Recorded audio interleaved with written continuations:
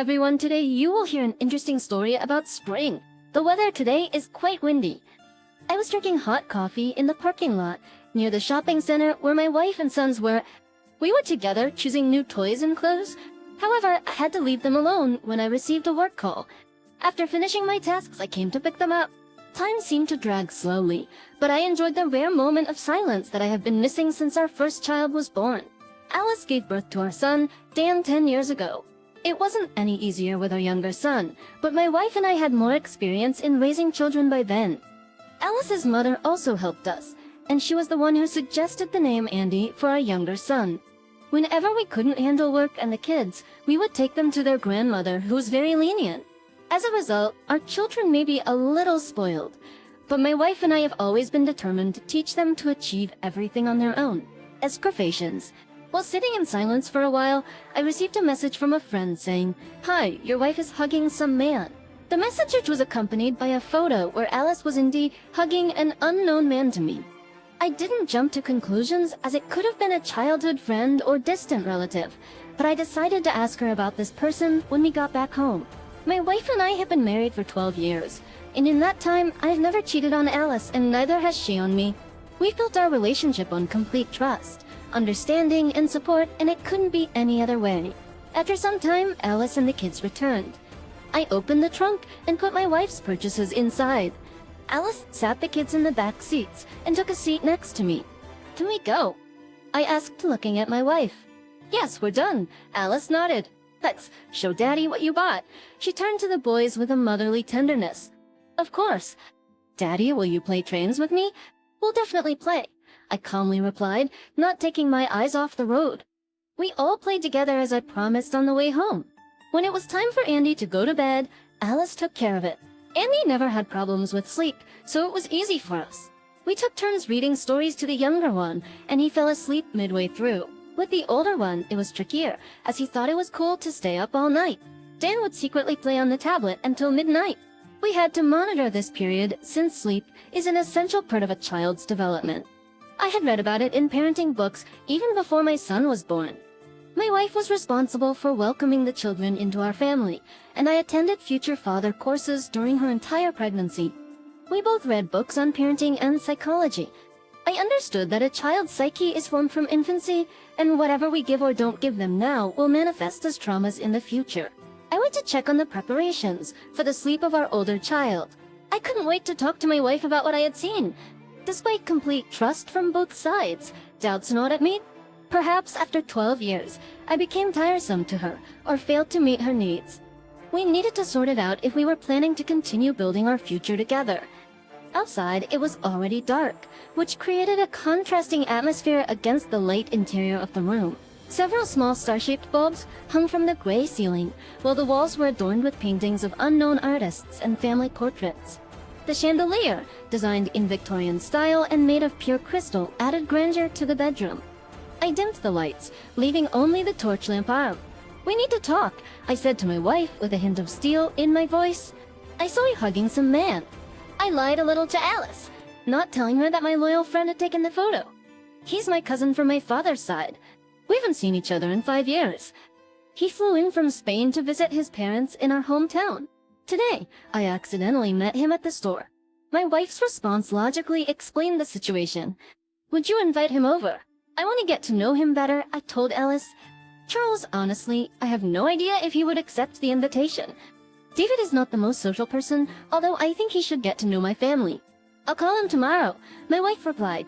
"And now with a peaceful heart, we can go to sleep." In the morning, we got the children ready for school and daycare, and Alice went to her workplace. I dropped off the kids and went to my office.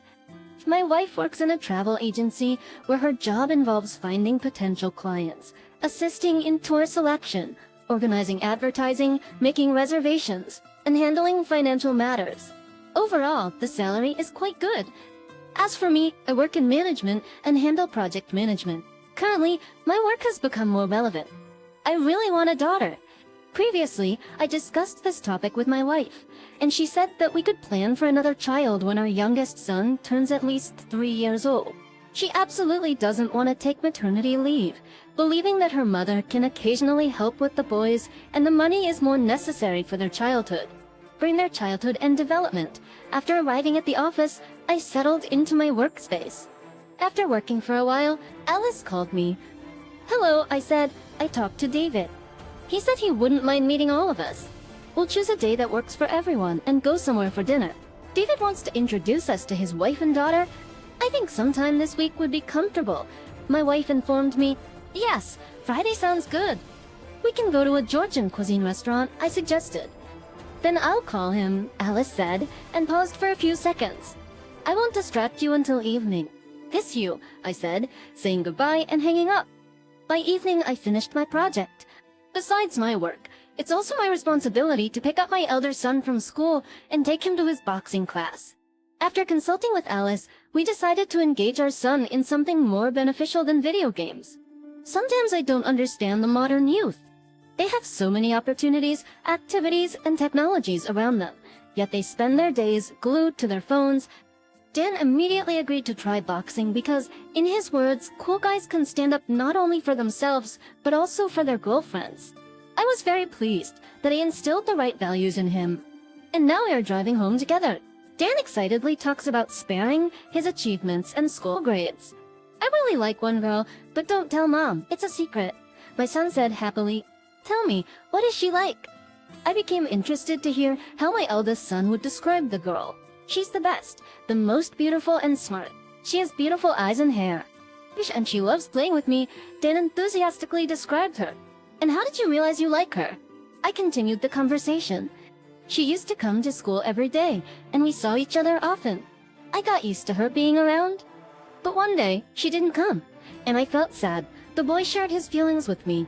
"It was so familiar to me in the big world. Adults, too, often fail to appreciate or notice what they have until they lose it. But I don't know if she likes me." Dan hesitated for a moment. "What are you doing to make her like you?" I replied with a question to my son. "I share my toys with her, never hurt her, and always protect her," he said proudly. "Then she definitely likes you," I assured him. "Really?" The boy noisily asked again. Really? How can someone so strong and smart not be liked?" I smiled and said, "While we were talking, we were already approaching our home. My wife and I have been saving for a long time, and finally, our dream came true. A large country house with 2 floors, a spacious yard, and a beautiful garden. Friday evening, Alice is getting ready to go to the restaurant while I wait with the kids in the hallway. She is beautifully made up, her dark long hair curled into curls, and she's wearing a form-fitting full-length black dress. I put on a classic suit for the occasion. My eldest son chose his own outfit, and Elise dressed the youngest. Just on the way, my wife told me a bit about David's family. His wife, Camilla, works from home as a nail service master. Their daughter is already 4 years old. She is very lively and catches on quickly. According to Alice, little Lise is a copy of David. Upon entering the restaurant, we spotted David and Camilla at a table in the back of the room and headed towards them. "Good evening," David stood up from the table. I greeted my wife's brother. "This is my wife, Camilla, and our daughter, Louise." Camilla nodded reservedly. We sat down at the table and started chatting and discussing routine matters. The wife shared contacts of beauty salons and talked about world news. David and I discussed work, and it turned out he works in a position similar to mine. "Maybe we should go on a vacation together as families," I suddenly suggested. "Why not? It's a good idea. Let's take a break with the kids. There are holidays in a week." Alice joined the conversation. "You're a travel agent, right? You can find a suitable 10-day trip to a warm place." David supported the idea. "How about going to the sea?" The tip. David's wife started suggesting ideas. "I'll check the available tours and options." "Let's talk about it tomorrow," Alice concluded the discussion. The day finally came when we packed our suitcases for the vacation. The weather was hot and stuffy, but the air conditioner in the house was working. I packed a few t-shirts, 3 pairs of shorts, underwear, and slippers in my suitcase. Also toiletries and a few accessories. The clothes for the children and my wife were in the hallway. We loaded everything into the car and headed to the airport, where the Wills family was supposed to meet us. During the drive, the kids were looking out the window. Alice was lost in her thoughts, and I was attentively driving. Arriving at the starting point, we went through passport control, luggage check, and a few more necessary procedures. We met David's family on the plane. As it turned out, they arrived earlier and were in the boarding queue. When we landed in Egypt, we checked into the hotel and went to rest in our rooms. Our rooms were across from each other. Even the kids were so tired that they fell asleep right away. The next day, we headed to the beach. Alice wore an open two-piece swimsuit with a transparent light shirt on top. I didn't put much thought into my outfit, so I just wore shorts. After applying sunscreen to the kids, we went down to the hotel terrace. Camilla was sitting at the table with her daughter. David was not around. "Hey there, where's your husband hiding?" Alice asked, approaching them. "Hi, he'll be back in a minute. He forgot his hat," David's wife replied irritably. "He's losing his memory in his old age," she continued, getting more annoyed. I was quite surprised by her attitude towards her husband. Each anyone could accidentally lose or forget something, so why did Camilla react so aggressively? Well, that's their business. A few minutes later, David returned. He was wearing only shorts, so his bare torso was on display. Truth be told, David had a nice toned physique. Given that he was 45 years old, it's not easy to keep your body in impeccable shape, but he managed it well. We went to the beach. The kids ran around in the sand collecting seashells. We swam and lounged on the seam beads. "It's great that we all went on vacation together," Ella said. "Yes, I haven't been on vacation for a long time." Work. It never goes away," David replied, and his wife chimed in. "Your family is more concerned with work. I can't remember the last time you spent time with Louise and me," Camilla nagged at her husband. "Darling, you know I can't do it any other way. If I get fired, I won't be able to provide you and daughter with everything you need and more. You don't want to give up the spa salon and fitness center," David tried to calm his wife. "Because I want to feel like a beautiful woman. You only think about yourself. Can't you help me with the housework at least once?" Camilla continued to fuel the argument. "Do you do so much around the house?" David also raised his voice in response. Camilla couldn't take it anymore, jumped up from her seat, and slapped her husband on the cheek. After that, she took Louis and left, leaving David annoyed. He turned away and went to the beach bar, with Alice following him. I stayed with the kids. "Dad, let's go swimming." The children asked me. "Let's go," I replied, puzzled. It's autumn. Dana's going to school again. Andy is at kindergarten, and Alice and I are at work. We remember our summer vacation with a smile, and even a smirk. "Charles, I need to tell you something," my wife began mysteriously. "Please have a seat." She pointed to a chair, and I obediently sat down. "I know how long you've been waiting for this. I am 3 months pregnant." My wife delivered the news, and I couldn't be happier. I exclaimed loudly and rushed to hug her. "We are having a baby." I can't contain my excitement. "We are having a daughter, just as we wanted." She showed me an ultrasound image, and I was overjoyed. All of our friends and relatives learned about the baby, and I couldn't wait to share the news. Our sons were also eagerly looking forward to having a little sister. I started to take special care of Alice, worrying and looking after her. However, one day my dreams were shattered. While standing on the balcony, I accidentally overheard my wife talking on the phone with David. She whispered, "That's not his child." I caught fragments of their conversation, and my heart sank. At first, I thought I must have misunderstood or that they were discussing a movie. But then I remembered the argument at the seaside and how her due date matched those days. Could she have tried to comfort her third cousin after his fight with Camilla? How terrible, they are relatives. In any case, I won't confront her about my suspicions. I'll observe her behavior more closely. Maybe I'll notice something new. I'll continue pretending to be a loving husband, and after our daughter is born, I'll arrange a big celebration and invite our parents, David's family, and confront them all. If the baby is mine, I'll be the happiest person in the world and forgive her betrayal. But if she got pregnant by David, she will be publicly shamed. It will be a sweet revenge, and she'll be taken by surprise. I can't believe my newly perfect wife and mother would cheat on me after 12 years of marriage and with her third cousin at that. How would her parents react? How could she sleep with her relative? So many questions, and not a single answer. Alice's pregnancy was problematic. She often had to go to the hospital. I stayed at home with our children.